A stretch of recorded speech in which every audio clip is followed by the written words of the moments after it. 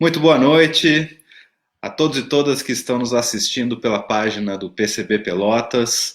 Hoje nós vamos fazer uma segunda live que tem como tema as experiências atuais de educação popular e hoje temos convidadas muito especiais aqui para a nossa atividade. Uma delas é a Carmen Janaína Machado, que é educadora da Escola Família Agrícola da região sul, que está aqui desse lado aqui, no quadradinho aí em cima, que vai falar um pouco da experiência da EFASul, uma escola aqui da região de Canguçu, na qual é uma iniciativa já de algum tempo e que vem promovendo a formação do curso médio integrado e do pós-médio em agroecologia, e que vai relatar para a gente a experiência de organização da pedagogia, da alternância e tudo mais, de educação popular. Assim como também temos a nossa companheira Mana Gotardo, que vai aqui falar um pouco, que está aqui embaixo de mim, no quadradinho, que vai falar um pouco sobre a experiência do Instituto Mário Alves, aqui da cidade de Pelotas, que tem promovido uma série de iniciativas e de formação política especialmente, mas que vai nos relatar essa proposta já está consolidada na cidade e todas as experiências que já teve na formação política da classe trabalhadora da cidade, assim como também temos como convidada a Vanessa Dias, que está aqui mais no outro cantinho, ali no outro quadradinho, que é militante do PCB e do coletivo feminista classista Ana Montenegro, e que está estudando no doutorado, né, diferentes experiências de educação popular, mas que aqui vai trazer um relato especialmente, né, da experiência do estudo que tem feito nos conselhos comunais da Venezuela, né, trabalhando, abordando o tema da educação popular. Antes de passar assim para nossas convidadas, né, o PCB ele tem como perspectiva de educação para o nosso povo trabalhador a perspectiva tanto da universidade popular como da educação popular, ou seja, não é simplesmente pensar a educação sob o viés oficial, institucional, né, proposto pelas políticas educacionais baseado em ranqueamentos, em processos avaliativos que pouco importam, né, para a classe, enquanto apenas apontam perspectivas de formação de mercadorias, mas sim a educação popular, ou seja, a partir das demandas reais da classe, a gente busca formas organizativas e pedagógicas que contemplem, né, toda a demanda e a necessidade que a classe trabalhadora tem para a sua educação, né? E aí fazer baseada sempre nas lutas sociais e tudo aquilo que vem sendo construído pela nossa classe.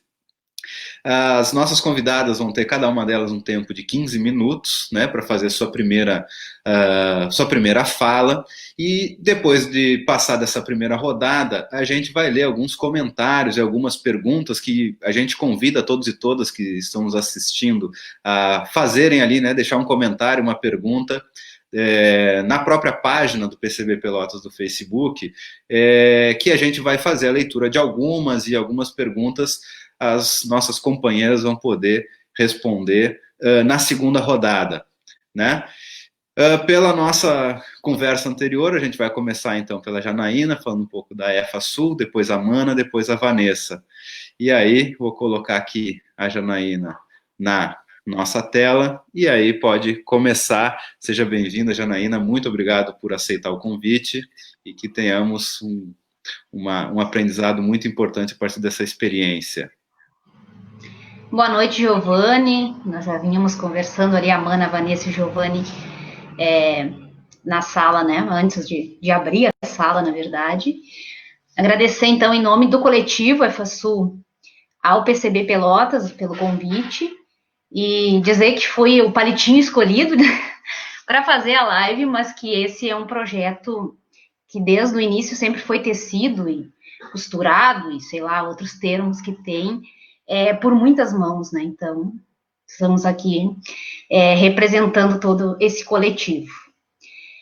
A proposta do Giovanni, então, era para focar um pouco na experiência da EFA, né? Mas, então, a Escola Família Agrícola, ela é um modelo, digamos assim, um projeto que ela surge lá em meados de 1935 na França, então é um modelo europeu, que então se espraia, digamos assim, então, né, na Europa e chega aqui no Brasil pelo Espírito Santo, com uma base da experiência italiana, a partir de padres italianos.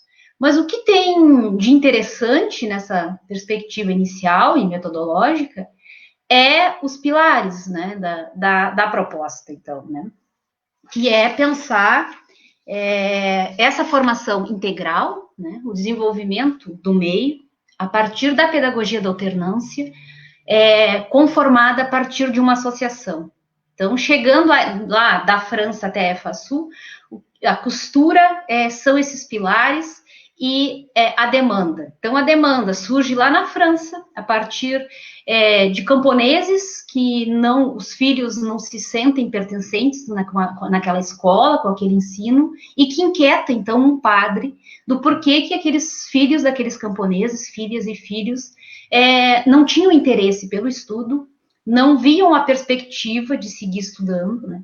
Então, é essa inquietação que vai surgir, então, essa proposta lá, meados de 1935, que vai chegar, então, aqui no Brasil, lá por meados de 1969, 1970, chega aqui no Espírito Santo com o MEPS, e que se espraia, né, pelo Brasil. Hoje nós temos em torno de 150 e poucas escolas famílias agrícolas em todo o Brasil, né, no Rio Grande do Sul, então, nós temos 4 escolas família agrícola, inicialmente a EFASC, em Santa Cruz, né, lá em 2009, a pioneira, digamos assim, aqui no Rio Grande do Sul.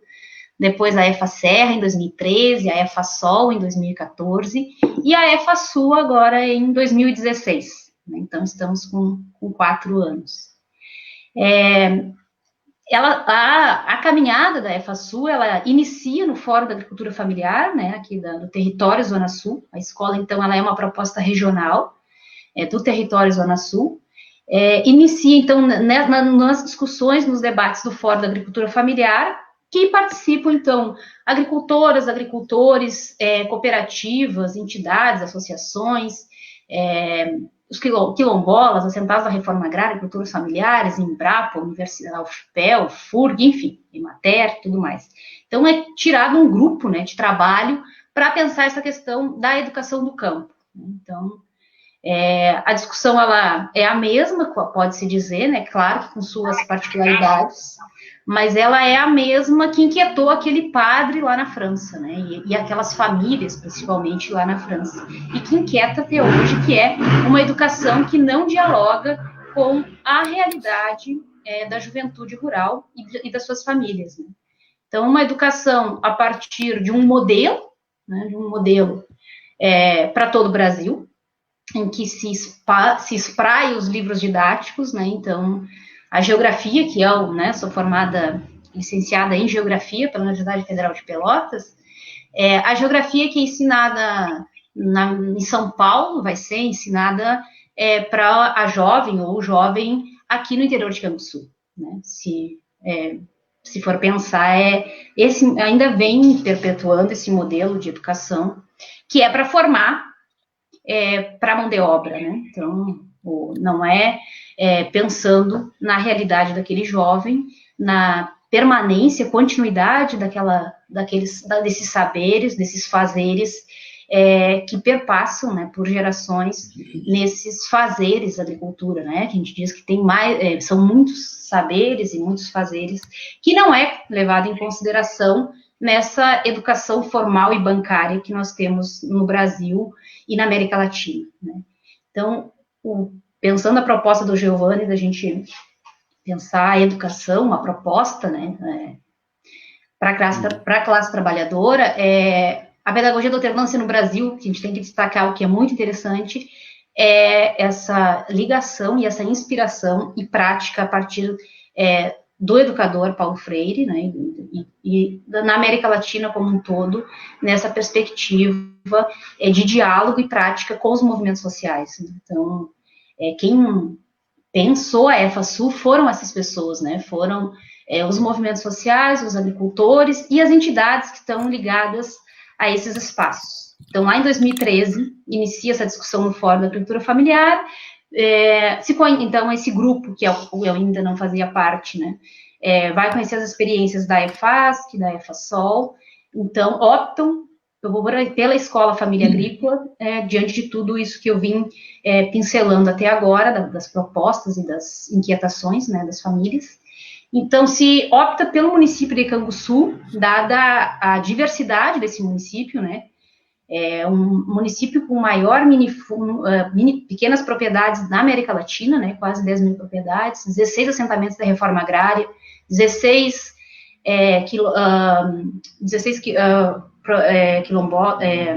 comunidades quilombolas, uma reserva indígena Mibiá-Guarani, e toda essa conformação aí, né, do município, né, experiências pioneiras na agroecologia, né, como os grupos vinculados às feiras da ARPA-Sul. Então, nessa discussão do território Zona Sul, então se escolheu o município de Canguçu para iniciar essa proposta.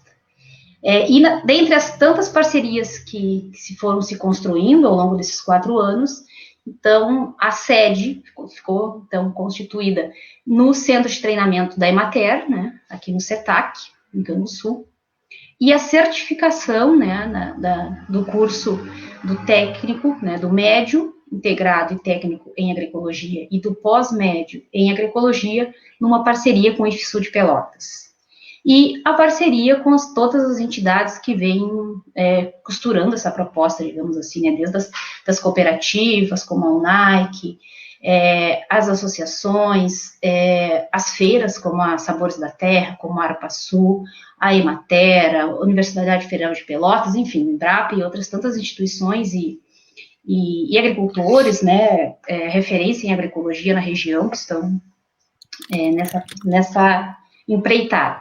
Então, focando um pouquinho no cotidiano, digamos assim, da EFA, né, então a gente inicia em maio de 2016, né, fechamos 4 anos agora, em dezembro de 2019, então a gente formou 36 jovens, né, com técnico, com parte 20 o ensino médio integrado e o técnico em agroecologia, e os outros 16 o pós-médio técnico em agroecologia. Como que a gente se organiza enquanto coletivo? Então, são educadores, na sua maioria voluntários, e um pequeno grupo com a sua ajuda de custo para tocar essa proposta, juntamente a partir da associação, né? Então, foi criada lá em 2014 a associação, né, que é mantenedora da escola e que participa vem tocando este processo. O Cléudio Aquino Ferreira é o nosso presidente da associação, né, agricultor referência em agroecologia na região, né, e residente aqui em Canguçu. A nossa alternância, né, de tempo uma semana em casa e uma semana na escola, na perspectiva de que, para além do jovem e da jovem estarem com suas famílias, né, no trabalho cotidiano e da família, o espaço também de aprendizado, é o espaço de fazer essa troca, né, entre o conhecimento do que se vem construindo na escola e o que vem se construindo na propriedade. Então, esse diálogo, esse vai e vem, digamos assim, né, que constrói a proposta da pedagogia da alternância. Então, basicamente, o jovem chega na escola na segunda-feira, eles realizam uma das ferramentas, né, do plano de estudo, eles realizam as pesquisas orientadas nas semanas que estão em casa, na propriedade. Para a gente ter uma ideia, o primeiro ano vai ser eu, né, a minha família e a minha terra. Então, esses são os temas, né, norteadores das pesquisas, para a gente conhecer desde a biografia, desde a origem daquela família, daquela terra, a partir da pesquisa com a família, com os avós, com os vizinhos. Então, é a partir dessa relação, desse diálogo família e escola, que vem se construindo essas pesquisas e esse conhecimento. Então, eles chegam na segunda-feira, tem uma outra ferramenta da pedagogia da alternância que chamamos de colocação em comum. Então, cada jovem vai fazer uma colocação do que descobriu, né, sobre si, sobre a sua família, sobre a sua terra, enfim, o tema, né, se é o tema saúde, se é o tema agricultura, relacionado a esses 3 eixos, né, ao exemplo do que a gente vem discutindo agora com essa turma, com essa terceira turma, que a gente está muito feliz. E a partir dessa colocação em comum é que os educadores das suas diversas áreas, seja da área das ciências humanas, da área das agrárias, das exatas, que vão construir, né, então, as aulas da semana. Então, por exemplo, a área de humanas está trabalhando identidade e lugar, porque eles estão numa pesquisa em que eles estão descobrindo a origem da sua família, a sua origem, então tem tudo a ver esse tema com essa pesquisa. Então, os conteúdos do ensino médio, eles são desenvolvidos, trabalhados a partir do que vem da família, né?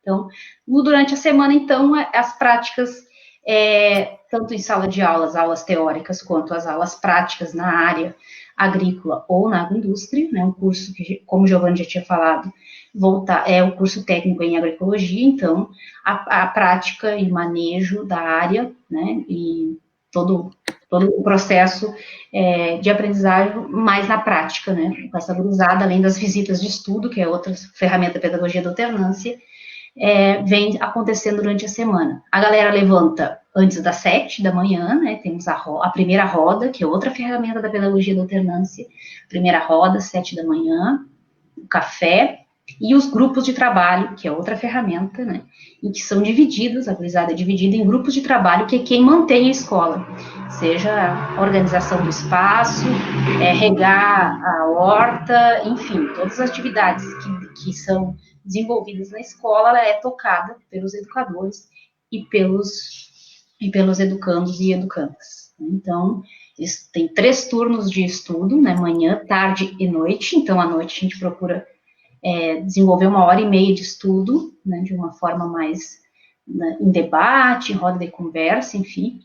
E na sexta-feira tem um momento também muito importante, que é o momento deles levar, a gente construir junto com essa gurizada, a próxima pesquisa, né, que vai ir no caderno de acompanhamento, que vai voltar no caderno de realidade desenvolvido junto com a família. Então, a gente tem essa alternância de tempo, né, mas principalmente de conhecimento e das ferramentas das ferramentas da pedagogia da alternância sendo colocadas em prática e sendo discutidas, né, pelos educadores semanalmente, o que está rolando, quais os ajustes, o que temos que repensar, né? A sala de aula, ela é, então, também compartilhada com vários colaboradores e com agricultoras e agricultores que são fundamentais no processo de aprendizagem e de concepção do que é essa agroecologia, do que é essa agricultura, dessas várias agriculturas que a gente vem sempre insistindo nessa discussão com essa juventude, né? Uma juventude que está num contexto do agronegócio, né? No contexto em específico, o nosso público dessa terceira turma, por exemplo, agora, né? Então, desde os assentamentos de Erval, Ulha Negra, né? Assentamentos de Canguçu, agricultores familiares de Amaral Ferrador, Cristal, Canguçu, Pelotas, praticamente todos os jovens que estão com nós hoje estão nesse conflito com a soja, com a produção do fumo, com a produção, com o mato, né, com essa ocupação do eucalipto, principalmente. Então, nesse embate, digamos assim, né, de produção e de projeto político, né, para o Brasil, que a gente vem tentando, então, desenvolver esse trabalho e essa proposta de educação voltada, então, para uma proposta que até então a gente lia na universidade e participava de rodas de diálogo e de debate nessa ânsia, né, de colocar em prática, digamos assim, o que a gente vinha teorizando. E que hoje é possível, né, para nós aqui na proposta da EFA, e que o Giovanni já me disse que está encerrando. Então, depois a gente vai tentando dar mais uma rodada, porque é isso, eu faço uma sistematização, mas mesmo assim eu consigo me perder, porque é isso,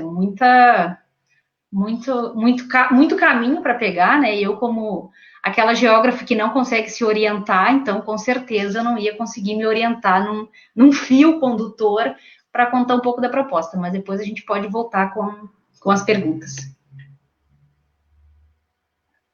Tá bem, muito obrigado, Janaína. Eu sou o que faz o papel chato aqui de acompanhar a conversa e ter que avisar, né, para passar e tal. Essa parte chata a gente tem que fazer, mas uma experiência riquíssima da EFA-Sul, e que a gente tem contribuído, ainda que pouco, né, com todas as com todas as tarefas lá que são postas. E que, bom, nesse contexto, né, as atividades foram suspensas, né, por conta do contexto de pandemia, mas que logo vai ser retomada e que é uma experiência riquíssima de aprendizado para as comunidades, né, de assentamento, quilombolas, indígenas, como falasse, e que esperamos retomar assim que possível, com segurança, né, as nossas atividades lá. Nós mesmos estamos ansiosos para voltar a contribuir com as nossas tarefas. Bom, agora vamos passar então para a nossa segunda convidada, a Mana Gotardo, que vem aqui falar um pouco da experiência do Instituto Mário Alves, uma experiência riquíssima aqui da cidade de Pelotas. Eu esqueci antes de falar, né? A Janaína está falando lá de Canguçu, a Mana está aqui em Pelotas e a Vanessa depois vai falar lá diretamente de Porto Alegre, né? Estamos integrando aqui as cidades do Rio Grande do Sul. E a Mana fala da experiência riquíssima do Instituto Mário Alves, que é parceiro, né, para as diferentes lutas sociais e tem um papel fundamental, né, na formação política da classe trabalhadora e que é um espaço que contribui enormemente para as nossas lutas. Muito boa noite, Mana. Fique à vontade para fazer a tua intervenção aqui com a gente. Obrigado por aceitar o convite, claro, né? Obrigada, Giovanni. Nós que agradecemos, eu digo nós, né, aqui, enquanto na qualidade de integrante, de representante do Instituto Mário Alves, né, e é sempre uma condição difícil a representação coletiva, porque ela impõe a gente também uma série de, enfim, de atribuições, tarefas e demandas que, enfim, são sempre difíceis porque é isso, é uma história rica, é uma pluralidade imensa, enfim, então falar, né, em nome de um grupo é sempre uma tarefa difícil, mas, enfim, obrigada pelo convite, dá um oi especial para a Jana, para a Vanessa, né, as queridas companheiras, a Jana também companheira de longa data, a Vanessa, né, que é uma companheira também de outras caminhadas, de outros processos, né, a gente está aqui falando sobre a experiência, talvez um pouco desse diálogo a partir da experiência do IMA no campo da educação popular, mas a gente, né, eu e a Vanessa, a gente também circulou em outros ambientes que tem debates também bastante profundos sobre a educação dos trabalhadores, né, que se referem aos núcleos de economia solidária, que tem esse debate também bastante intenso no que tange a articulação ou a elaboração, né, de novos processos ou de iniciativas de organização da classe trabalhadora para a transformação da sociedade, né? Então, acho que esses espaços, eles são espaços fundamentais, porque eles são espaços que, acima de tudo, né, especialmente a partir da perspectiva política da educação popular, preconizam ou buscam a construção de uma sociedade diferente, de uma sociedade não capitalista, né, e de uma sociedade, acima de tudo, que não tenha a desigualdade como espinha dorsal, como eixo de sustentação. Então, fazer esse agradecimento, saudar o espaço, porque é muito importante a gente fazer, é oportuno demais a gente fazer esse debate agora, nesse momento de pandemia, enfim, em que a gente também está vivendo nesse momento de isolamento e afastamento, né, dos nossos processos coletivos, mas também sob uma atmosfera e uma relação política muito assombrosa. A gente conversava no início da atividade sobre esse cenário nacional e internacional, a imposição à classe trabalhadora de uma perspectiva de organização, especialmente para a sua sobrevivência. A gente fala sobre a necessidade de sobreviver do planeta, a gente fala sobre a importância da organização sob a perspectiva efetiva de a gente permanecer vivo, né? Então, evidentemente, para alguns setores sociais, para alguns segmentos, isso é mais premente, isso é mais contundente, digamos assim, mas enquanto coletivo, enquanto grupos que criam as suas identidades, que identificam-se entre si, em contraposição às injustiças sociais, a gente tem esse ponto, de alguma forma, como um elo, como dizia a Jana, como um fio condutor entre os nossos processos.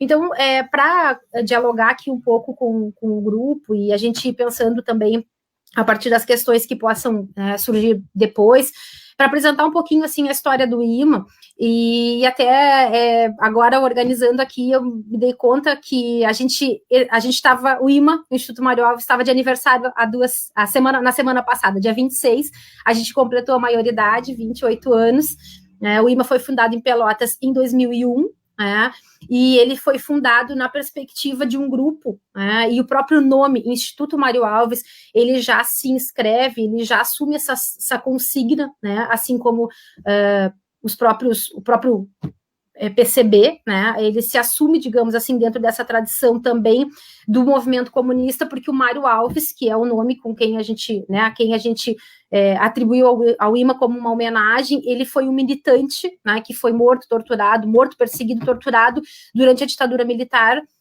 por se tratar de um militante, e por se tratar de uma figura importante na perspectiva da resistência à ditadura militar, e na perspectiva da esquerda. Então, o Mário Alves, ele carrega o nome do Instituto em função disso, mas também porque naquele momento em que a gente fundou o IMA, muitos de nós, o coletivo que na época debateu essa questão, era um coletivo que tinha uma participação muito ativa no movimento estudantil, no movimento sindical, no movimento partidário local, muitos de nós filiados a partidos políticos, mas identificando, lá naquele contexto, a gente está falando de 18 anos atrás, uma espécie de ascensão, uma espécie de aproximação, da esquerda a uma perspectiva mais institucional, quer dizer,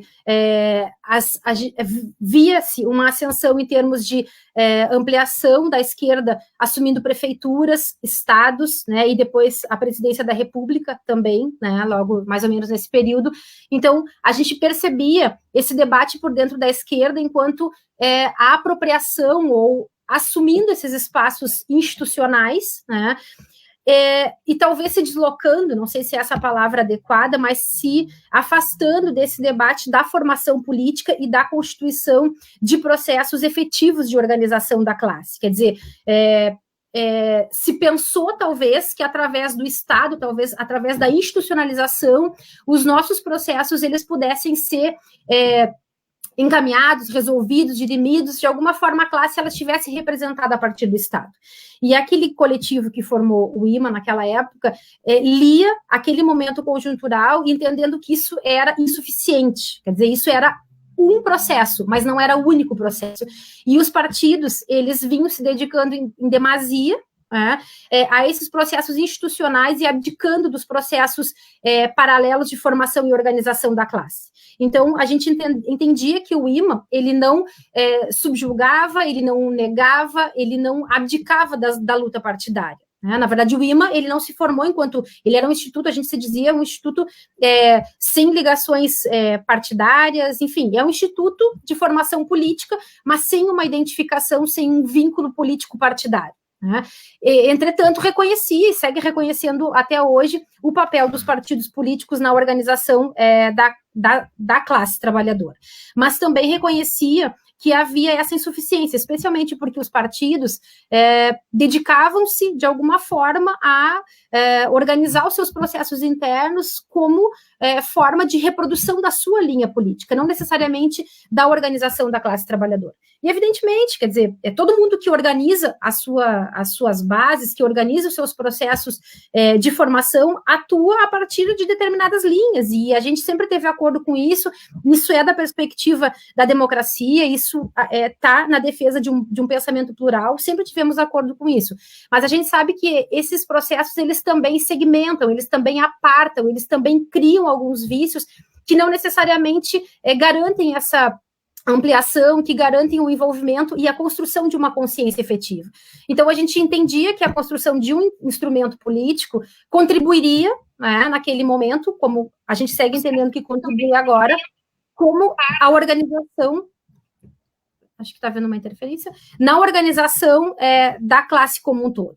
Então, a gente, naquele momento, né, há quase 20 anos atrás, a gente tinha um cenário político diferente, além dessa questão da ascensão, talvez assim, da esquerda, assumindo o Estado, a gente tinha a própria constituição dos processos acadêmicos também de uma forma diferente. Então, o papel da universidade naquele momento também era outro, quer dizer, talvez a gente pudesse pensar que a dimensão do engajamento dos pesquisadores, de uma série como eu posso traduzir, enfim, esse pensamento crítico existente na academia, ele não necessariamente se articulava, ou talvez não se articulasse de uma forma tão intensa como se articula agora, com militantes engajados, com militantes com uma intelectualidade mais orgânica à luta dos trabalhadores. Então, a gente entendia que o IMA também poderia, de alguma forma, proporcionar espaços que utilizasse esse saber, que de alguma forma ele permanecia circunscrito demais aos processos acadêmicos. Então, naquele momento, a universidade, ela era, avalio eu, evidentemente, né, uma leitura muito particular, mais fechada. Quer dizer, alguns pesquisadores, eles voltavam seus estudos para a classe trabalhadora, eles voltavam seus estudos para as pesquisas que, de alguma forma, possuíam esse interesse social, mas me parece que num contingente menor do que a gente tem hoje. A gente sabe que a universidade ela é um espaço muito conservador, ele é um espaço em disputa, mas naquele momento a gente ainda talvez encontrasse um espaço mais fechado e mais circunscrito a si próprio. Então, o IMA também talvez pudesse ser, né, na nossa perspectiva, esse movimento, esse elemento de mobilização, de movimentação e de articulação desses saberes que a universidade, que essa esfera acadêmica vinha constituindo. Então, talvez também se colocando como esse espaço. E também, aquele momento era um momento em que a gente não tinha uma efervescência, ou talvez a pluralidade de movimentos, de coletivos, de organizações, como a gente tem hoje, né? A gente tinha organizações mais clássicas, os partidos, movimento estudantil, movimento sindical, enfim, mas hoje a gente consegue identificar uma pluralidade muito grande de grupos, né, vinculados às lutas feministas, vinculados às questões etnorraciais, vinculados às questões ambientais. Então, naquele momento, esses espaços, eles também eram espaços bastante institucionalizados por dentro dos partidos. Esse debate, ele não tinha talvez essa autonomia. Então, por isso, a gente entendia que ter um espaço, né, um espaço político que reunisse materiais, que reunisse, ou que oportunizasse os encontros entre a academia, entre esses saberes que, de alguma forma, estavam armazenados no outro local, e os trabalhadores da luta sindical, de todos esses, né, do movimento estudantil, enfim, poderia ser uma contribuição importante para a conjuntura política. Então, a gente se colocou como tarefa ter um espaço que reunisse alguns instrumentos importantes, né? Como, por exemplo, uma biblioteca. E aí a gente percebe que hoje, né, mais do que nunca agora, nesse momento em que a gente mudou o mundo para dentro de casa, a gente acha que todas as coisas elas estão na virtualidade. E aí a gente se dá conta que os nossos instrumentos, ou que pelo menos o acesso efetivo, ele ainda está no livro, ele ainda está no material. Quer dizer, ele precisa ter acesso público, ele precisa ser disponibilizado. Mas nem todo mundo tem acesso à internet, nem todo mundo consegue, de alguma forma, dialogar com esses instrumentos. Portanto, a existência das bibliotecas ou desses espaços em que organizem materiais e que sejam acessíveis à comunidade são espaços ainda muito válidos, porque às vezes a gente também se questiona sobre até que ponto isso é útil ainda ou não. Então, o esforço de manutenção, por exemplo, no Instituto, de uma biblioteca que ela seja utilizada pelos sócios, que ela seja de consulta pública, né, ela é algo muito importante. E a biblioteca, ela tenta, de alguma forma, organizar materiais que tenham a ver com as lutas dos trabalhadores. Então, se alguém procurar material técnico, ou, sei lá, um livro de alguma área específica, do direito, da filosofia, da sociologia, né, enfim, da filosofia vai ter, mas da medicina, ou do direito, um código, não vai encontrar. A vocação da biblioteca, do Instituto, assim como os materiais que a gente, de alguma forma, organiza, tem a ver com as lutas dos trabalhadores. Portanto, vai encontrar lá materiais sobre educação popular, sobre marxismo, sobre trabalho, sobre feminismo, sobre políticas públicas, enfim, sobre materiais que tenham a ver com a organização efetiva dos trabalhadores. Então, a biblioteca tem esse propósito, a videoteca, que hoje também é um instrumento que a gente às vezes se pergunta sobre se ela é ainda algo atual ou não, porque a gente sabe que tem, especialmente as videolocadoras foram substituídas, o VHS foi substituído pelo DVD, que hoje já não é mais uma tecnologia existente, enfim. Então, tem uma série de elementos que a gente às vezes se pergunta em termos da manutenção de alguns instrumentos. Alguns a gente tem certeza que eles seguem atuais, outros a gente segue pensando como também acompanhar essa evolução tecnológica. Mas, por exemplo, o arquivo, né, o arquivo que o IMA, que a gente organizou a partir de doações e a partir também de pesquisas, a gente executou um projeto em parceria com a FURG, que era um ponto de cultura, cuja proposta era basicamente a organização, basicamente não, mas era, né, uma das intenções do projeto, a gente organizar um acervo com memória histórica do movimento estudantil no período da redemocratização. Então, esses acervos, eles de alguma forma, eles se propõem a manter viva essa memória histórica. Quer dizer, os seminários, as palestras, todas as atividades que de alguma forma a gente propôs ao longo da trajetória do IMA, remontando ou rediscutindo processos históricos, Revolução Russa, Revolução Francesa, aliás, a Revolução dos Cravos em Portugal, a Revolução Espanhola, enfim, uma série, Revolução Cubana, todos esses processos, América Latina, todos esses processos, de alguma forma, eles vêm para recuperar essa memória histórica que, de alguma forma, tem a ver com essa identidade da classe trabalhadora e, portanto, se configura como um processo de educação popular, porque a educação popular, ela é uma educação pensada pela classe para a classe. Quer dizer, se a gente concebe, e aí... recuperando aí um pouco aquilo que a Jana também trouxe antes, a referência da educação popular, pelo menos uma das referências como Paulo Freire, e se a gente trabalha na perspectiva de que a educação, ela deve ser posta, ela deve servir como uma prática de liberdade, ela está, acima de tudo, inscrita numa proposta de transformação da realidade, porque não há prática de liberdade no modelo capitalista. Não há prática de liberdade num sistema onde há subserviência e há domínio de alguns sobre outros, né? E de alguns a gente também está falando de uma classe sobre a outra. Então, nessa perspectiva, né, de organização desses materiais, de disponibilização de uma biblioteca, de uma videoteca, de um acervo, de um arquivo, da organização de cursos de formação, sejam eles vinculados, né, ou direcionados para o movimento sindical, para o movimento estudantil, projetos de uma forma geral, a gente trabalhou muito tempo com cinema, que é um instrumento também muito importante de diálogo com diferentes camadas sociais ou com diferentes faixas etárias também, porque a gente consegue trabalhar com crianças, com jovens, com adultos, porque o cinema, ele é uma ferramenta muito importante, né? Ele dá suporte de uma forma lúdica, criativa, cultural também a esse debate da formação política. E isso é também uma tarefa de a gente pensar como fazer esse diálogo com os trabalhadores, de pensar quais são as ferramentas possíveis nesse momento de restabelecer esse processo de educação coletiva, né? Porque se a gente for recuperar aí uma máxima do movimento, né, dos comunistas, do movimento comunista, de que se a emancipação do povo, né, ou a emancipação da classe trabalhadora, ela é obra da própria classe trabalhadora, como ela faz isso? E ela faz isso se apropriando das suas ferramentas, ela faz isso se apropriando da sua história, ela faz isso, de alguma forma, entendendo a sociedade e o mundo onde ela vive. Então, a gente ter esses espaços, ou conseguir manter os espaços em que não só o Instituto, por exemplo, ofereça essas atividades, mas que permita que vários coletivos se organizem lá, façam as suas reuniões lá, de alguma forma se pensem as suas ações estratégicas a partir do espaço que a gente mantém, talvez seja algo importante também sob essa perspectiva da organização ou da constituição de novos modelos de organização para a classe trabalhadora. E acho que talvez até para a gente ir finalizando, eu acho que é oportuno que a gente fale também, né, sobre esse momento e qual é a perspectiva em que a educação ela se coloca, né? Então a gente vive, e aí eu estava até pensando sobre essa configuração, por exemplo, das novas relações de mundo, enfim, as relações tecnológicas e esse processo todo que o Freire também falava.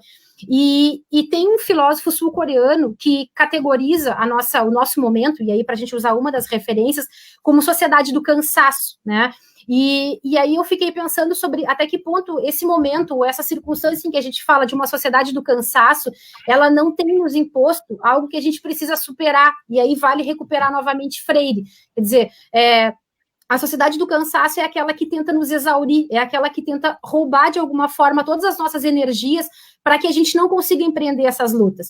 E aí vale a gente recuperar aquilo que Freire dizia, né? É uma articulação, é uma tríade entre a indignação, a organização, na verdade não é exatamente a esperança, é a indignação, eu anotei aqui as 3 palavras, é o amor, a indignação e a esperança. Quer dizer, ele fala que a organização, ela surge de sentimentos contraditórios, que é o amor e que é a raiva. O amor é o amor pela humanidade, é um amor genuinamente humano, de transformação, de igualdade, enquanto a raiva, ela também é um sentimento justo e nobre, na medida em que ela precisa combater as desigualdades. Então, a gente pensar numa sociedade em que ela está daqui a pouco cansada, esgotada, porque ela vem de um processo de opressão, a gente deve articular ela outros sentimentos que são sentimentos que implicam na organização.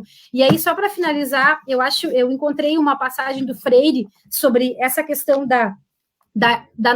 do reesperançar, que fala sobre o seguinte: tem a ver, na verdade, com o sentimento de impossibilidade de transformação, mas que a gente precisa superá-lo. E diz o seguinte: o discurso da impossibilidade de mudar o mundo é o discurso de quem, por diferentes razões, aceitou a acomodação, inclusive por lucrar com ela. A acomodação é uma expressão da desistência da luta. Falta a quem se acomoda, ou quem se acomoda e fraqueja, a capacidade de resistir. É mais fácil a quem deixou de resistir ou quem sequer foi possível em algum momento resistir, aconchegar-se na mornidão, da impossibilidade de assumir uma briga permanente e quase sempre desigual em favor da justiça e da ética social. Então, talvez os nossos espaços, nesse momento, precisem resgatar esses conceitos, precisem retomar os nossos processos de organização, né, em função da ética, em função da justiça e, sobretudo, da organização da classe trabalhadora a partir de uma nova égide, de uma nova perspectiva social. E para começar um pouco isso, depois a gente retorna. Excelente, excelente. Muito obrigado, Mana. Inclusive dizer, né, o Instituto Mário Alves tem no seu nome, né, o nome de um histórico militante comunista da nossa história, um histórico da nossa história, né, da história do Brasil, militante do PCB até os anos 60, e depois ele é um dos fundadores, né, do PCBR, e é mais do que justa a homenagem, não só do seu nome, mas que dá nome ao Instituto Mário Alves, ao IMA, aqui em Pelotas. Aliás, eu me arrisco a dizer que é uma das melhores bibliotecas da região e talvez do estado do Rio Grande do Sul, a biblioteca do IMA. E também, faço a propaganda que a Mana não fez, lá tem uma livraria também com uma coleção riquíssima de livros com preços extremamente acessíveis, livros maravilhosos que tem lá para adquirir sobre esses temas todos que estamos tratando. Antes de passar para a Vanessa, só para dizer que a gente está colocando ali nos comentários também as páginas do Facebook para acessar tanto a EFASul, né, para conhecer um pouco melhor, e também colocamos a página do IMA para o pessoal aí que ainda não conhece, poder acessar ali nos comentários, curtir e conhecer um pouco mais dessas duas experiências riquíssimas que a gente tem aqui na região. E agora sim, né, e lembrando também, né, o pessoal pode deixar os comentários e perguntas também, porque depois da fala da Vanessa vai retornar aí para as gurias comentarem, responder, né, as questões que estão sendo postas aí, para dar continuidade a essa conversa nossa, tá bem? Então vamos passar aqui para a Vanessa que é militante do PCB e do coletivo feminista classista Ana Montenegro, que está desenvolvendo seu doutorado e dentre as diferentes questões do seu trabalho, esteve in loco, né, na Venezuela, e vai poder falar um pouco mais sobre conselhos comunais e a educação popular, a partir dessa experiência riquíssima que temos também na América Latina. Seja muito bem-vinda, Vanessa, obrigado uma vez mais por aceitar o convite. Fica à vontade aí para trabalhar um pouco na sua fala essas questões. Muito obrigada, Giovanni. Gostaria de saudar as camaradas, né, que estão participando dessa atividade, camaradas muito importantes nas localidades onde elas atuam. Conheço as duas já há algum tempinho e fiquei muito feliz de poder compor essa live com elas e, claro, contigo, Giovanni. Eu peço, Giovanni, que tu me dê um grito nos momentos do tempo, porque eu fiz um esquema aqui, eu vou lendo esse esquema, vou dialogando, vou lendo e vou dialogando. Pode deixar. Obrigada. É importante ressaltar que essa pesquisa, ela faz parte do grupo de pesquisa da URGS, que é Trabalho, Movimentos Sociais e Educação. Ela é orientada pela professora Conceição Paludo. Nós construímos juntas um projeto de pesquisa que deu origem a essa nossa ida para a Venezuela. Então, esse grupo de pesquisa ele tem se dedicado há algum tempo a compreender os processos educativos dos trabalhadores nos espaços formais e informais. Então, logo de cara, eu já começo trazendo que a educação ela é parte de uma estratégia política e ela é muito disputada historicamente e utilizada de forma utilitarista pelas classes dominantes ao longo do processo de luta dos trabalhadores em processos escolares ou não escolares, né?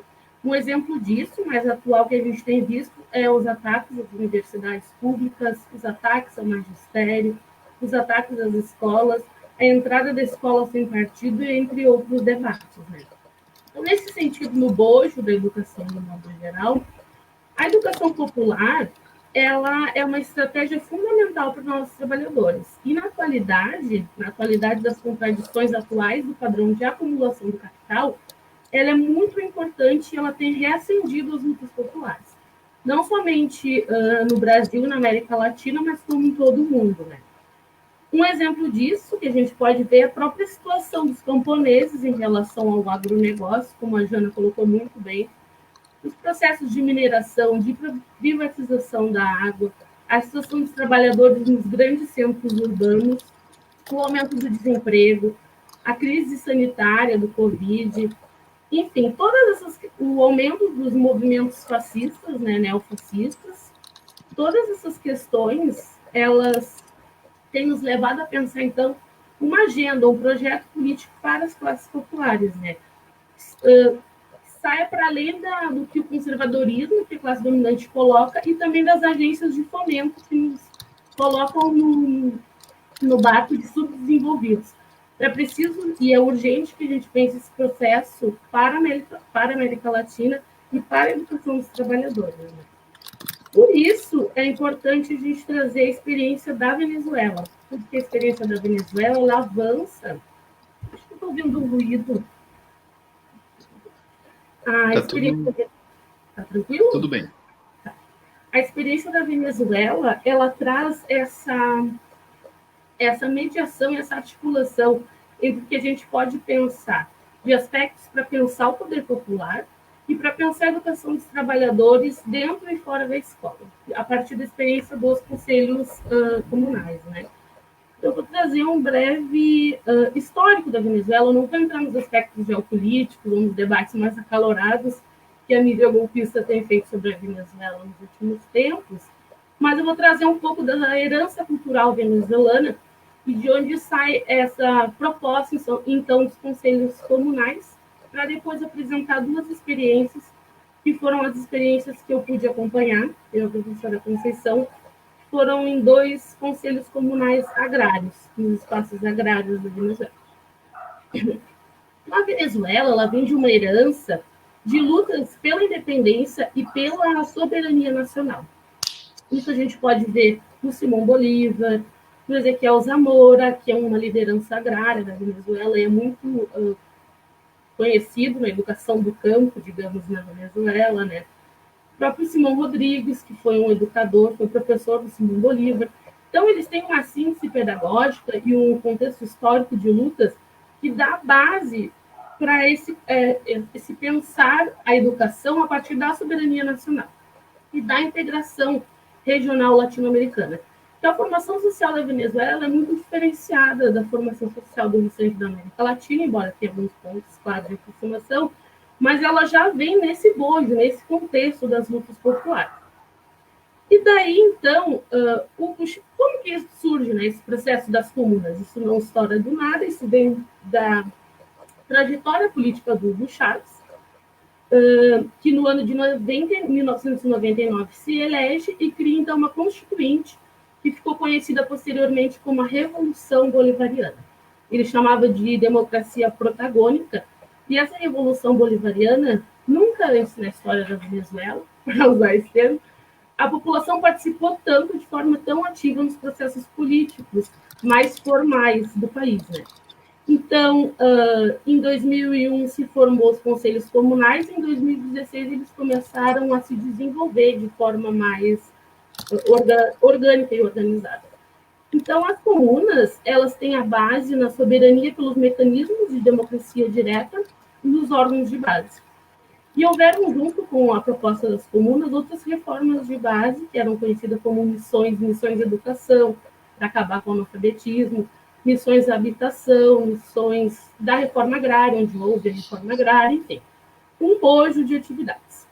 Mas então, o que seriam as comunas? As comunas, elas são formas organizativas populares nos territórios. Normalmente elas são produtivas e que ela tem um modelo econômico na propriedade coletiva. Isso vem de inspiração dos comunistas, o próprio Hugo Chávez elogia nos seus documentos, nas leis orgânicas, o próprio Estevão Mesaros e outros marxistas, né? Alguns leninistas também. E atualmente o Ministério do Poder Popular para as Comunas na Venezuela, ele diz que existem quase 50 mil conselhos comunais e 3.200 comunas na Venezuela. Então, parte da renda do petróleo vai para o desenvolvimento das comunas. O parlamento comunal, ele funciona em 3 instâncias. São os representantes das unidades socioprodutivas das localidades, os representantes de cada conselho comunal, ligados às diversas áreas, trabalho, educação, saúde, lazer, e os representantes do conselho financeiro, que é o banco comum, que é o banco comunal, onde acontece toda a autogestão desses valores, desses dinheiros. Então, cada comuna, ela articula as organizações de base nas comunidades. E elas têm que promover e criar, se necessário, né, novas demandas e sanar as demandas das comunidades.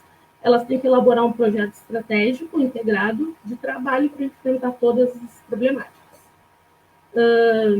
E também, esse processo ele se dá no que era conhecido como círculos bolivarianos, e daí que a gente traz um pouco da ideia de pensar o papel educativo das comunas, né, para essa vida comunitária, e o alto grau de politização da sociedade venezuelana a partir dessas organizações e dessas atividades. Imagina que uma mulher que não tinha ocupação no espaço de trabalho passa a integrar a comuna, passa a ter outras atividades, a criação do filho passa a ser mais comunitária, as relações com o marido, as relações sociais passam a mudar, porque também a comuna, além de manter objetivamente as classes populares na manutenção da sua vida, elas incorporam um outro processo educativo também, né? Que é diferente do que a gente está acostumado na educação capitalista, que é apenas para reprodução social, né? E gerar mais valor. Então, com isso, as comunas foram se desenvolvendo.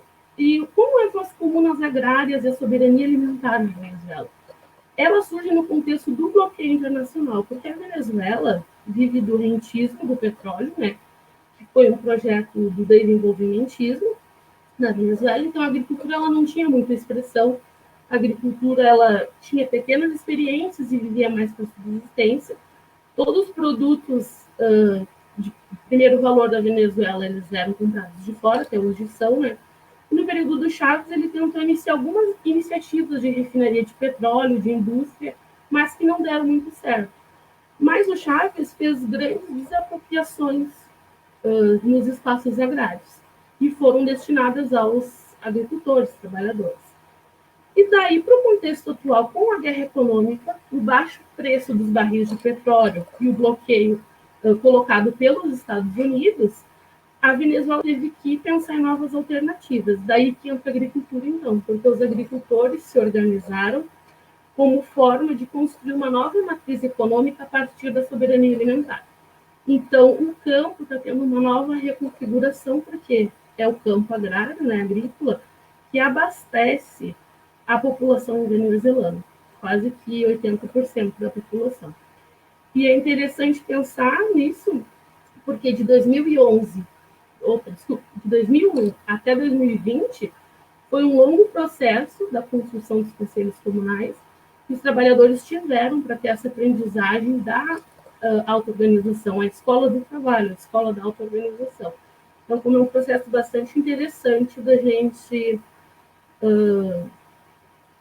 problematizar, né? Porque, como alguns camponeses falaram, nós éramos camponeses apenas, e a gente não sabia autogerir a produção, trabalhar com a economia planificada, enfim, várias questões que esse processo teve que vir dando conta, a partir de cursos formativos, enfim. As próprias universidades tiveram que repensar seus modelos. As universidades mais comunitárias e regionais são ligadas à cadeia produtiva do trabalho nas comunas, quase todas. Então, é toda uma relação, uma engrenagem para fazer funcionar essa experiência. Então, nós conhecemos duas comunas agrárias. Uma foi a comuna Maizal, que é Maizal porque é de milho, né? Ela se localiza no estado de Lara, na Venezuela. Então, a produção dela é farinha, arroz, vegetais, feijão, milho, pecuária.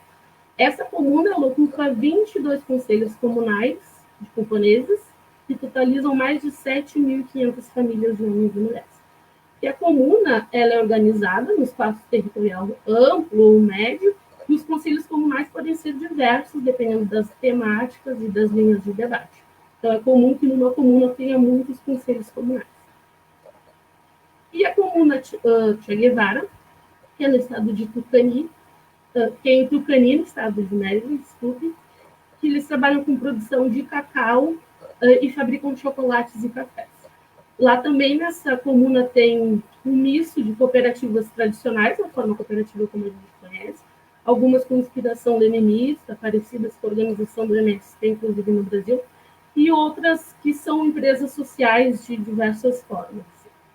Então, nessa comuna vivem 1.600 famílias, organizadas por 12 conselhos comunais. No dia que a gente foi visitar, nos dias, né, essa comuna, estava acontecendo um processo formativo de economia planificada para a América Latina, muito interessante.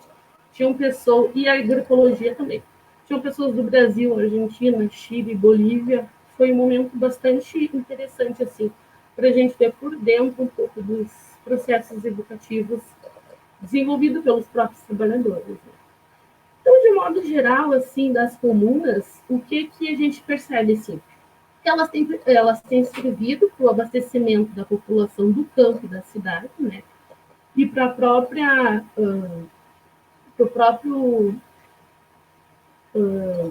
a manutenção, dos trabalhadores, né, na área do trabalho. Ela também tem servido para a participação direta pela base social em formas de comunas, né, que é algo bastante diferenciado e que não se conhece muitas experiências assim nesse nível na América Latina, né?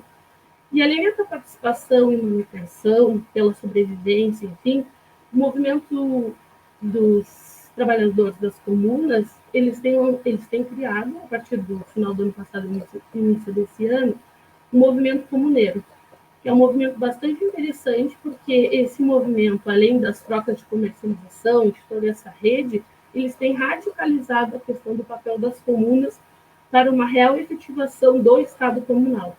Então, esse movimento tem travado debates interessantíssimos com o Estado, com o partido, com os diferentes atores sociais da Venezuela. Então, eu acho que é mais ou menos por aqui, para além da experiência, de trazer essa experiência venezuelana, socialista ou não é, enfim, tentei trazer esses aspectos que trazem elementos de trabalho e educação que a gente possa pensar alguns fundamentos para a construção do poder popular. Obrigada.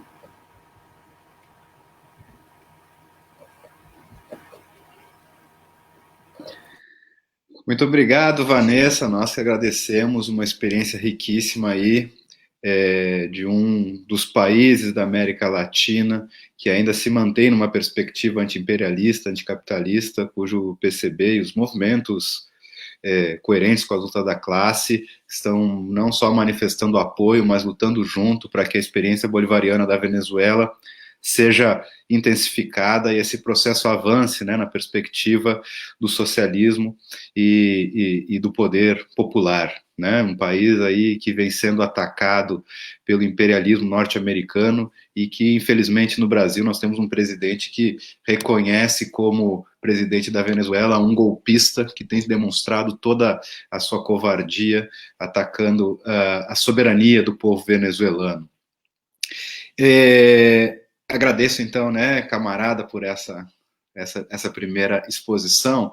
E agora a gente vai fazer, eu vou fazer a leitura aqui de algumas questões que chegaram tanto nos comentários como também através do WhatsApp ou de outras formas chegaram para a gente, que aí vocês podem ficar à vontade para comentar, responder, contribuir aí para esse nosso segundo bloco, um segundo e final bloco dessa nossa atividade de hoje. Primeiro, uma questão que, deixa eu buscar aqui nos comentários, foi feito pela Eliane Albrecht Ramos. A Mana falava sobre bibliotecas, né? Ela pergunta como organizar essas bibliotecas nas comunidades. Só, desculpa fazer um parênteses nessa questão, só para dizer que nós, o PCB aqui em Pelotas, junto com seus coletivos, o JC, o Ana Montenegro, a Unidade Classista, a gente tem trabalhado junto com a reestruturação da biblioteca popular do Centro de Desenvolvimento do Dunas, que é um bairro aqui de Pelotas, um bairro bastante pobre. A gente tem trabalhado junto para reestruturar essa biblioteca. Bom, tivemos que suspender as atividades por conta da pandemia, mas é uma iniciativa interessante que a Eliane aí também pode, se tiver, né, com essa disposição, acompanhar com a gente esse processo, né? Mas também acho que a experiência do IMA é fundamental para nos dar bases assim, de organizar a biblioteca nas comunidades. Assim como tem a pergunta do Lucas Gibon, que é como garantir a participação de estudantes e trabalhadores da educação na construção de um projeto de escola popular? Quais mecanismos utilizar? E também é uma pergunta que veio aqui através do WhatsApp, que é a seguinte questão: quais são os desafios da construção de projetos de educação popular e que tipo de políticas públicas podem ser implementadas para contribuir com essas experiências? Então, são questões bastante abrangentes, né, questões mais gerais, que vocês podem ficar à vontade para responder. E enquanto pensam nas questões, só para dizer que o vídeo, né, essa nossa apresentação aqui, ele vai ficar disponível após a live na própria página do PCB Pelotas, na qual a gente convida todos e todas aí a curtirem, compartilharem e também ali ficam os perfis, né, das nossas convidadas que, porventura, que se queira tirar dúvidas, fazer perguntas ou acompanhar, contribuir, porque imagino que todos e todas aqui queiram mais e mais braços e pernas para contribuir, né, tanto nas escolas ou na formação política e nas diferentes experiências em curso. Podemos fazer o seguinte, então, a gente fazer a mesma ordem para as respostas, Janaína, começar contigo, se não tiver problema, para aí tu seleciona aí alguma questão que tu queira abordar, um tempo aí próximo de 10 minutos, entre 5 e 10 minutos, também se quiser comentar algo a respeito do que a Mana e a Vanessa falaram, ou comentar algo que ficou pendente da primeira intervenção, e aí fazer tuas considerações finais para essa nossa atividade. Pode ser, Janaína? Então tá, vou te colocar. Pode ser, sim. Pensando nos desafios, né, da construção de projetos de educação popular, num contexto de desgoverno desse Brasil, de perda, né, do que se vinha conquistando, digamos, de 2 décadas para cá, né, o desafio é, inicialmente, né, nós, enquanto educadoras, minimamente poder dar uma aula que não seja monitorado, orientado à fala e à prática, né.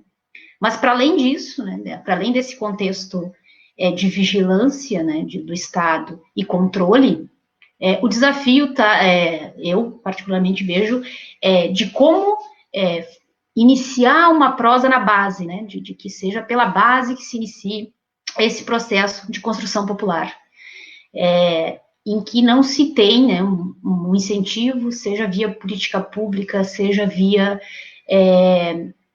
como a comunidade, principalmente, né, que essas demandas elas estejam, né, cada vez mais, assim como a proposta das escolas famílias agrícolas, assim como a proposta da EFA, que elas sejam oriundas da sua base, né, então, que sejam projetos de educação popular oriundos do MTD, oriundos do MMC, do MST, como que esse é um grande desafio, né, como que os protagonistas então, construam, né, esse processo. Não temos receita, né, nós na EFA, aí já cola com a outra pergunta de como os mecanismos que garantam a participação da juventude e das trabalhadoras e trabalhadores, no nosso caso, do campo, né, na construção de um projeto de educação popular, né, então a gente não tem uma receita, o desafio ele é diário, cotidiano, né, mas nós partimos, né, do pressuposto de que para se concretizar um projeto de educação, no nosso caso, voltado, né, para a educação do campo, para a agroecologia e da permanência dessa juventude no campo com qualidade de vida, ele tem que partir dessa construção com a família, com o jovem, no nosso caso, a partir da associação, a partir das assembleias, e do cotidiano na escola, né, em que o jovem vai dizer, peraí, né, não está dando certo o coletivo de limpeza dos banheiros por isso, peraí, essa aula de ciências humanas, ela não está dialogando com a pesquisa que foi levada para casa nesse sentido. Ou poderíamos, né, transformar a avaliação, conjugar a avaliação de ciências agrárias com ciências naturais a partir do teatro, a partir da construção de material, de mídia, né, e propor, né, então, o desafio é esse, que essa juventude, né, e que as suas famílias estejam ativas na construção desse projeto de educação. Então, no nosso caso, a gente tenta exercer essa participação e construir essa participação conjunto, né, cotidianamente. Claro que não é um conto de fadas, né, a gente brinca que não tem um grande desafio aí, por esse processo de formação, né, por esse processo de educação que é de ouvir, anotar, decorar e responder, né, então, eu fui iniciada, a minha alfabetização foi essa, né, a alfabetização dos meus pais, né, que acessaram até o 4º ano, né, até a 4ª série na época, né, foram alfabetizados da mesma forma, e hoje as educandas e educandos que chegam à EFA-Sul também foram alfabetizados para assimilar, decorar, né, e responder para a prova, né, então, com certeza é um desafio, e tanto, né, tanto é que a gente brinca que geralmente vem a pergunta, né, isso vai cair na prova, não, a prova ela não é uma prova, né, então o aprendizado ele é constante e diário, né, tanto no espaço da propriedade quanto no espaço da escola. Não sei se me fiz responder. Já para encerrar também aqui, agradecer ao Giovanni, parceiro, né, na escola, que veio nas noites frias do inverno, né, trabalhar a perspectiva da educação física aliada a outra forma de pensar e fazer, né, essa educação física. Então, para fechar, eu encontrei um trecho no meu relatório de estágio do ensino fundamental, que eu fiz há uma década atrás, no Dunas, na Escola Delgar Soares, e que, naquele momento, essa frase me dizia muito, mas que hoje, com certeza, pela prática, né, e por essa caminhada aí com a EFA, hoje a simbologia é muito maior, né, e então eu vou encerrar, então, um pouquinho com essa frase do Freire no livro da Pedagogia da Autonomia. Sou professor a favor da luta constante contra qualquer forma de discriminação, contra a dominação econômica dos indivíduos ou das classes sociais. Sou professora contra a ordem capitalista vigente que inventou esta aberração, a miséria na fartura. Sou professora a favor da esperança que me anima apesar de tudo. Então, os desafios são esses, né? Apesar desse absurdo, né, de estarmos na miséria diante dessa fartura que é o Brasil, dessa fartura e dessa diversidade que é Canguçu, onde a gente está hoje inserido, e que é um projeto político de vida, né, a EFA, que a gente permaneça e que os desafios nos motivem a estarmos numa live com companheiras, camaradas, que já de uma caminhada e com o Giovanni, e que esse seja, assim, uma das tantas possibilidades de diálogo, né? Como o companheiro tinha perguntado ali, quais seriam as possibilidades de pensar uma educação popular tendo presente a base, né, trabalhadora e camponesa. Obrigada, Giovanni. Janaína, nós que agradecemos, né, e a experiência riquíssima que a gente mesmo trabalhando, né, como educador, a gente aprende muito lá na escola contigo, com a Gisela, a Rosane, Demai, com todo o pessoal lá que trabalha cotidianamente para conduzir a EFASul, sem contar com os educandos e educandas com experiências riquíssimas, e a gente mais aprende do que ensina lá, né? Ou aprende ensinando essa história toda. Eu vou passar rápido para a Mana, porque ela pediu, ela está com um compromisso, né, Mana? Aí, se puder fazer suas considerações finais, mas antes de tudo, eu já vou dizer que a gente agradece enormemente pela participação aqui, e sem dúvida, logo em seguida a gente vai estar de novo nas ruas aí, na luta, construindo todos os processos que a gente tem, né, em parceria com o IMA e com todos os movimentos que defendem a humanidade e a classe trabalhadora. Já te agradecendo, passo para ti, para as considerações finais. Obrigada, Gil. E é isso, a gente vai estar não por uma questão de vontade, mas muito mais por uma questão de necessidade de volta às ruas, né?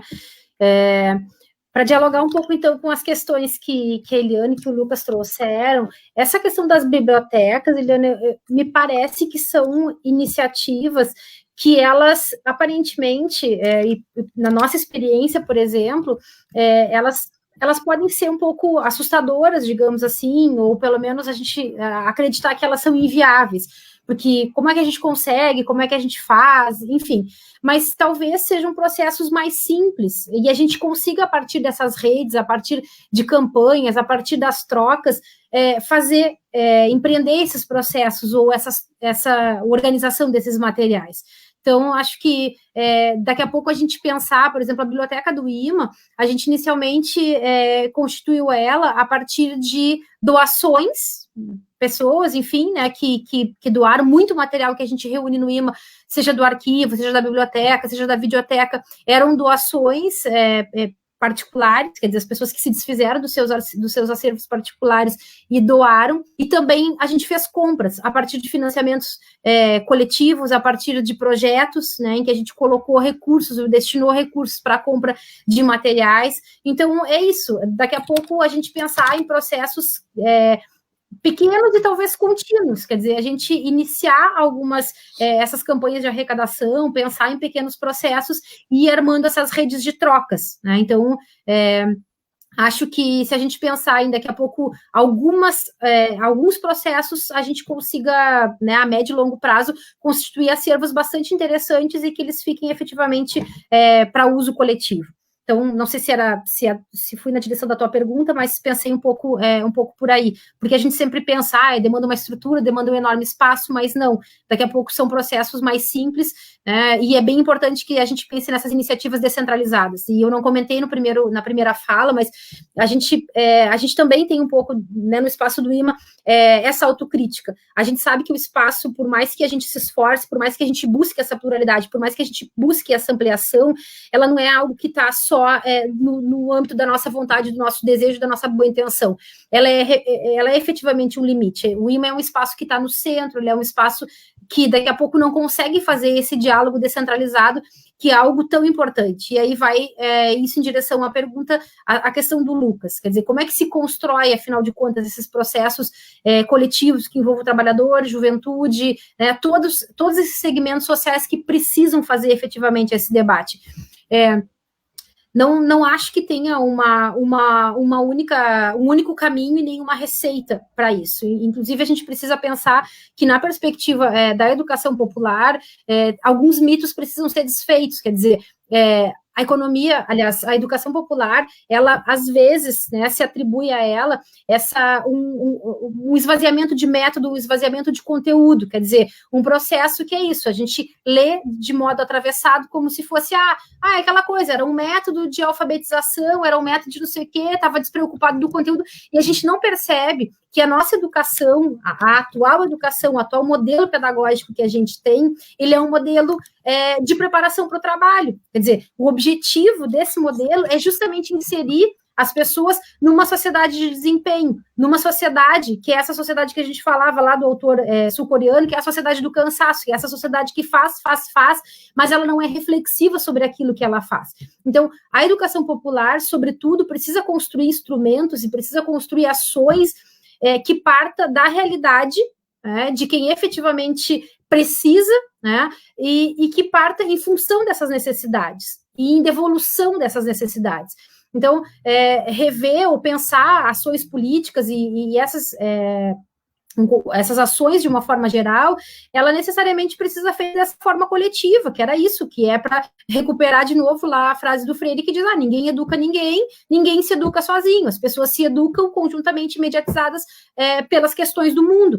Então é isso, quer dizer, a gente precisa pensar sobre qual é o mundo que a gente quer, com quem a gente quer esse mundo, e aí sim pensar qual é o método de organização do trabalho, de organização da sociedade, de organização das nossas comunidades, de organização, sobretudo, da nossa vida. Então, talvez a gente ouvir, porque a gente tem muitas iniciativas, a gente pode ler a conjuntura, tanto, né, os pessimistas como os otimistas podem ler da forma que melhor lhe aprouver, quer dizer, os otimistas, olha, os pessimistas podem dizer, nossa, nesse momento não tem nada o que fazer, essa pulverização, essa disseminação de coisas, a gente se sente impotente, a gente está naquele trechinho que a gente está impossibilitado de fazer muitas coisas. Os otimistas podem dizer, olha só, tem uma imensidão de coisas acontecendo, tem muitos processos em andamento, e esses são os processos que precisam ser articulados, que precisam ser amplificados e precisam ser cada vez mais conectados, porque é isso. Eles podem estar associados a uma comunidade, eles podem estar associados a um grupo, ou circunscrito a alguma região, mas eles estão, ou muitos deles estão vinculados a uma proposta de transformação e construção de uma nova organização social. Então, por isso que os otimistas podem ler, né, essa conjuntura dizendo que a gente tem um bocado de trabalho e a gente tem um bocado de bom trabalho, que é dedicar esses nossos esforços para tentar unir e reunir isso. Então, não sei, eu infelizmente lamento, não posso te dar eu não tenho uma receita, né, acho que ninguém tem, ou pelo menos lendo a complexidade da conjuntura, o que talvez caiba a gente é justamente se abrir, né, e se abrir coletivamente para fazer esses debates, se abrir de uma forma fraterna, porque nem todo mundo está disposto a colocar as suas verdades ou as suas questões, talvez, à prova, e aí fazer efetivamente essa construção de um modo coletivo e horizontal. Bom, Mana, muito obrigado, né, também a ti, né, pela participação. Sei que daqui a pouco tu tem que sair, né? Agradeço uma vez mais, e já tinha feito isso anteriormente. Ótima contribuição aqui para a gente aprender um pouco mais sobre as experiências reais de educação popular, né? Antes de passar para a Vanessa, dizer também, como eu falava no começo, né, o PCB, junto com as organizações de juventude, dos trabalhadores, das trabalhadoras, a gente nacionalmente compõe, não é somente nosso, né, mas compõe dois movimentos importantes na perspectiva da educação popular, né? O movimento por uma universidade popular, o MUP, e o movimento por uma educação popular, né? O MEP, que é aí mais vinculado à educação básica. E o MUP aqui em Pelotas, a gente tem uma experiência muito interessante, ainda que dando os primeiros passos, que é na UCPEL, né, na Universidade Católica de Pelotas, onde o pessoal tem desenvolvido uma série de atividades muito interessantes, assim, para contribuir com essa perspectiva da universidade popular, né? E aí, Vanessa, só que enquanto a Mana falava, veio uma outra questão aqui, que se puderes abordar, mas fica o registro da questão, que é da Juliane Soares Ribeiro. Eu vou ler aqui. Boa noite, meninas, que alegria ver vocês por aqui. Acredito que todos os relatos demonstram processos em curso de uma educação emancipatória. Assim pergunto, como as experiências relatadas podem contribuir enquanto uma proposta pedagógica que contraponha o atual projeto de mercantilização da educação pública? Uma pergunta muito pertinente feita aqui e que cabe bem. Acho que boa parte dessa questão foi respondida nas falas anteriores, mas se a Vanessa quiser abordar isso, seria legal para suas considerações finais, tá bem, camarada Vanessa? Fica à vontade para respondê-las. Eu vou fazer um mix assim, das questões e com certeza eu vou responder essa da Ju, porque ela é minha companheira de lutas, de grupo de pesquisa, enfim, de vários outros movimentos também. Eu já participei de diversos movimentos, né, de educação popular, de processos, assim como os camaradas da live, e a resposta é essa: não há uma receita, né? Cada processo, ele se organiza conforme a necessidade daquela localidade, daqueles sujeitos. Mas eu acho que uma coisa muito importante a gente trazer aqui é radicalizar o conceito de popular e da educação popular, né? A educação popular, atualmente, ela vem sendo usada até pelos organismos internacionais multilaterais da educação, né? Até a Unesco, a ONU promovem a educação popular. A gente precisa tomar esse cuidado de onde a gente amarra e onde a gente pendura a nossa educação popular.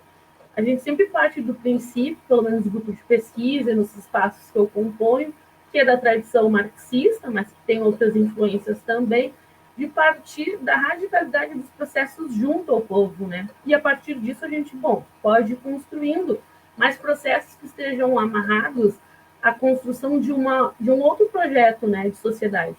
Tenta romper ou resistir, pelo menos se ele não rompe, né? Daí, articulando política pública com a fala da Ju, eu faço várias críticas às políticas públicas, mas elas são bastante importantes. E no caso da Venezuela, o próprio processo formativo dos conselhos comunais, parte deles partem de uma política pública que tem uma relação bem próxima com as escolas. Porque a escola, para além daquela lista de conteúdos e de questões que envolvem ou do trabalho para te profissionalizar para aquela mínima inserção, quando a classe trabalhadora consegue se inserir, porque hoje a educação é empreendedorismo, né? Tendo em vista toda essa confusão da conjuntura, me parece que na Venezuela a educação consegue avançar, porque como ela amarra os conceitos de soberania popular, de poder popular por dentro dos currículos, das escolas, eu não tenho bem certeza como isso acontece, mas a gente pode visitar uma escola e conversar num centro de formação de professores também, e na universidade, me parece que essa amarração ela vai mais contra essa ordem mercadológica. Então, parece que a Venezuela tem uma relação mais próxima. No caso brasileiro e latino-americano, a maioria das experiências que avançam nesse sentido são algumas ligadas aos movimentos sociais. O próprio MST, né, é fonte de inspiração, que se inspira na pedagogia socialista, que se inspira em vários processos muito importantes e rigorosos, mas eu digo para a gente dar uma olhada com um pé atrás, às vezes, para a política pública, porque, por exemplo, a própria educação do campo ela é uma política pública muito importante, que vem sendo desmontada pelo governo federal na atualidade, e ela vem dos processos de educação popular e de lutas dos movimentos sociais. Mas, quando se implementa, perde-se um pouco da sua radicalidade, não toda, dependendo do espaço, do Estado, enfim, mas para a gente fazer essa mediação e sempre radicalizar o ponto no popular, né? De que popular a gente está falando e tomar mais ou menos esses cuidados nesse sentido. Acredito que seja isso. Eu agradeço também poder estar participando aqui com vocês nessa noite fria, mas que nos aqueceu ainda que à distância. para que a gente se aproxime dos movimentos sociais, se aproxime dos sindicatos, se aproxime de partidos políticos que têm como horizonte a emancipação humana, e que a gente possa perceber algumas experiências como faróis para a gente pensar a educação da classe trabalhadora, a educação dos trabalhadores na América Latina, né? Convido a todos também para conhecer o coletivo feminista classista Ana Montenegro, que também atua com o trabalho e educação de trabalhadores, mas na perspectiva do feminismo, mais focado com mulheres, e também o movimento da Universidade Popular, que é o UP, o MEP, e o PCB também em Porto Alegre, em todas as regiões do país. Muito obrigada. Nós que agradecemos, camarada, por mais essa contribuição. Aliás, queria comentar, já que a gente está falando, né, desse espraiamento aqui das nossas iniciativas, que alguém tinha, a Eliane, né, tinha perguntado sobre bibliotecas populares e tal. Para quem está nos assistindo, ou queira conhecer mais, na cidade de Alvorada, aqui no Rio Grande do Sul, né, na região metropolitana de Porto Alegre, a gente tem experiências muito interessantes do PCB e dos coletivos na organização de bibliotecas populares em comunidades e tal, que muitas vezes é uma experiência riquíssima, como as diferentes experiências de biblioteca popular, né? Numa comunidade extremamente pobre, a primeira vez que uma criança encosta, abre um livro e vê aquele conjunto de letras é através dessas iniciativas populares, de bibliotecas e tudo mais. Os camaradas lá de Alvorada, do PCB, têm construído coisas riquíssimas nesse sentido. Bueno, para finalizar, para fechar mesmo agora, né, outra vez, eu não canso de agradecer vocês pela contribuição excelente que trouxeram para esse debate, que muitas vezes a gente faz uma discussão sobre projetos de educação, né, a gente sabe bastante fazer a crítica à educação burguesa, ao processo de educação mercantilizada, privatizada, que forma mão de obra alienada e tal, e é importante também a gente pensar a contraposição através do projeto que nós queremos construir. E não tem dúvidas que, para além dos estudos e fundamentações, é extremamente importante a gente projetar em cima daquelas experiências concretas, né, das experiências reais, não só que já tivemos, foram citados, por exemplo, as experiências de Paulo Freire, né, que desenvolveu no Brasil, a perspectiva da pedagogia da terra, do MST, experiências riquíssimas pedagógicas, diversas que estão em curso, que já ocorreram, mas essencialmente aquelas que estão em curso nesse momento, né? Muitas vezes a gente pensa que é algo tão distante, mas a gente vê aqui na cidade de Pelotas, Canguçu, né, em países aqui da América Latina, a gente vê experiências reais, concretas e que fazem com que a educação e a perspectiva emancipatória faça sentido para a classe trabalhadora, né? Para não só elevar o patamar de consciência, mas também de ter uma formação em que o mundo seja conhecido não apenas, né, pela mercadoria que é produzida na escola, mas sim pela grande amplitude de conhecimento e de processo que a classe trabalhadora produziu ao longo de toda a história. Nesse sentido, vocês, na minha avaliação, né, foram brilhantes em trazer todos esses elementos e seguiremos, né, juntos aí nas peleias, nos processos pedagógicos, nas escolas, nas iniciativas, porque somos sempre parceiros, né, de todas essas iniciativas populares do campo da classe trabalhadora. Agradeço e já faço o convite, não só para vocês, gurias, Janaína, Mana e Vanessa, mas também a todos e todas que estão nos assistindo. A próxima segunda-feira, às 7 horas, também faremos uma outra live dessas com a perspectiva de construção dessa plataforma política para Pelotas. Ainda estamos confirmando, né, convites, convidados e convidadas para a próxima live, mas sem dúvida vai trabalhar com temas da conjuntura, temas essenciais para construirmos o poder popular. Diga, Vanessa, ainda tem um recado final? Eu tenho uma dica para vocês. Olha, Betida. Que vocês pudessem pautar para pensar essa plataforma da educação em Pelotas, a nível municipal e as questões do próprio Estado, trazendo sindicalistas, professores, enfim, pesquisadores. Seria bem interessante um projeto para a região, né, da educação dos trabalhadores formal, digamos assim.